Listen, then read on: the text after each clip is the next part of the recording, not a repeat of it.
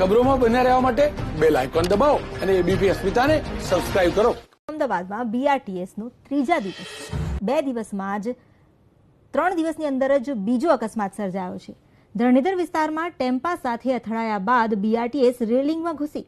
સદનસીબે અકસ્માતમાં કોઈ જાનહાનિ નથી થઈ. મુસાફરોને ઈજા પણ નથી થઈ.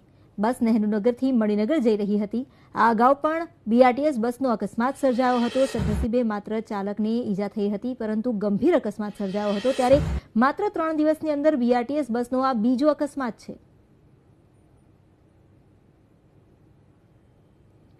અમદાવાદમાં 3 દિવસમાં જ બીજી વાર બીઆરટીએસ અકસ્માતની ઘટના બની છે. ધરણીધર વિસ્તારમાં બીઆરટીએસ બસ રેલિંગ સાથે ટકરાઈ.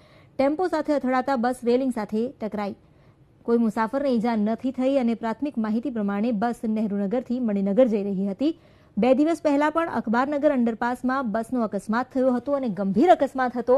અંડરપાસની દિવાલમાં લગભગ 10 ફૂટ સુધી બસ અંદર ઘૂસી હતી.